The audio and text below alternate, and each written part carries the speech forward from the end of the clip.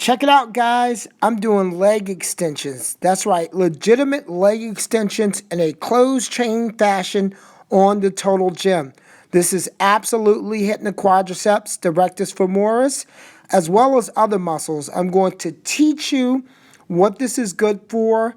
All of this and a little bit more coming up on this episode of Back in Shape with T. Welcome back to another edition of Back in Shape with T. I'm Terahshea, and today we're going to use the total gym to do some training for the quadriceps. What we're going to do specifically is a leg extension using the total gym. Now, this is not necessarily for bodybuilders. I would recommend that you use a proper leg extension machine. But if you're an athlete who plays any sport like tennis, basketball, if you're a runner and you need more muscular endurance, I totally recommend doing the leg extension exercise, which I'm going to go over, using the total gym. It's a closed chain exercise, and it also requires you to use your core stabilizer muscles much in the same way that you use them when you're doing Pilates exercises. So this is another one of those iron Pilates, I put that in quote, because like pumping iron plus Pilates, iron Pilates movement, and it also will develop a nice aesthetic, really good looking quadricep the more and more you do it. I'm also going to superset or add in rather some plyometric repeat jump squats. So the routine here would be leg extension on a total gym, repeat jump squat. Go back and do the leg extension on the total gym, come back and do repeat jump squats. The way this should be broken up, if you're going to do it as a leg workout, is anywhere from 10 to 15 reps of leg extensions on the total gym, about 10 repetitions of repeat jump squats, rest about 2 minutes, because when you're doing plyometrics, you are doing a lot of eccentric loading, and that eccentric loading breaks down a lot of muscle in order to be effective, in order to recover properly, to do the exercise with maximum force and velocity. You need real recovery. If you're going to do a half-ass repeat jump squat, you'll get something out of it, but it's not the same as if you go all out and try to jump nice and high and recover like real plyometrics should be done. That's why we don't do really 15 repetitions. The goal really with plyometrics is to try to keep the repetitions between 5 and 8 at the most, but we're kind of in this hybrid phase. And one of the other points that I want to make about doing the repeat jump squat, it is a great way to burn body fat because it does get the heart rate up more so than just doing regular leg exercises. So I'll catch you guys on the other side as we go through these. All right, start your engines. We're going to do repeat jump squats. Notice how I drop my hips all the way down to the ground. I explode up. My knees are soft as I come down. I'm coming down my heels, jumping up through my toes, nice and soft. Now we're going to the leg extensions. I'm going to do about 11 repetitions here. I'm keeping my knees nice and low. They're coming toward my chest, tucking in deep. As I fully extend, I have my abs pulled in tight, sucking the belly button in toward the spine. Notice how I drag those knees low toward the ground as I bring them back in. And I extend out and up. Look at me stabilize with my triceps and my shoulders. So I'm getting a lot of core conditioning, shoulder conditioning, but absolutely focusing on the rectus abdominis. Full range of motion, nice rest pause in between each set to get my bearings and to help me work those stabilizer muscles. 11 repetitions here. Nice, smooth, and controlled, just like when we do Pilates.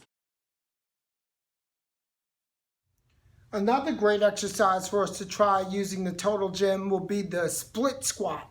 And with this exercise, we're going to put one leg up on the bed, slide it back as we go deep into a lunge. We go as deep as we can possibly go. And that particular movement is going to really attack the glutes more so than the quads. But you're going to feel the quads, not from the front lunging leg, but you're going to feel the quads as you extend with the back leg, pushing the bed of the total gym up on the incline. It's an incredible exercise.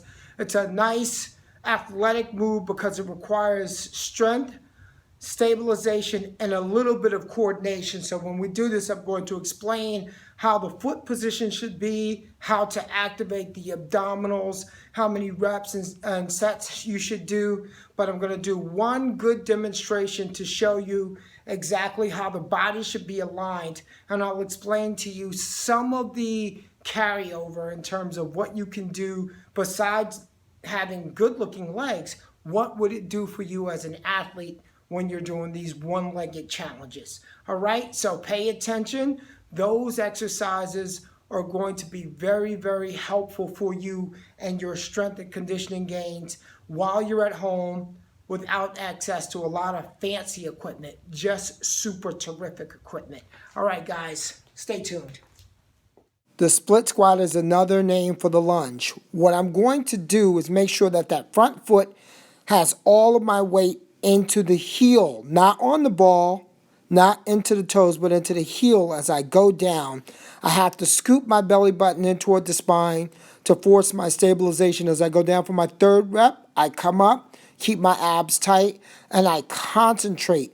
Go down with good range of motion. Every repetition, I'm thinking exactly to put the weight of my body into the heels. As I push back with my back leg, pushing that bed up, it requires some effort throughout my body. So I am getting some quadricep work in that back leg. And I'm doing around about 10 repetitions here. Slow, smooth, and controlled. I scoop and contract my abs every time I come down. I'm trying to hammer that into your head so you know exactly what to do. And as I switch, you'll be able to take a good look and pay attention to my heels. Look at that front heel. It's flat on the ground. I'm pressing up through there. Again, as I go down, I go deep enough into a range of motion to where that front leg is bent a slightly more than 90 degrees, and I come up. I'm not doing a split, so the knees will stay in a nice 90 degree or slightly lower angle. But if I did a split, I wouldn't get the angle the right way. A split simply means taking yourself out of a lunge and kind of straightening the front leg. I'm not straightening that front leg. I'm keeping a nice angle. Only get straight when I stand up, not when I'm bent. When I'm bent, that's a perfect angle for activating the quads. But trust me, more than that, because of the stabilization, glutes. A good time to get another set of repeat jump squats. Drop those hips down low, land soft. I'm exploding. No rest in between each repetition, just going. Now on pause rep,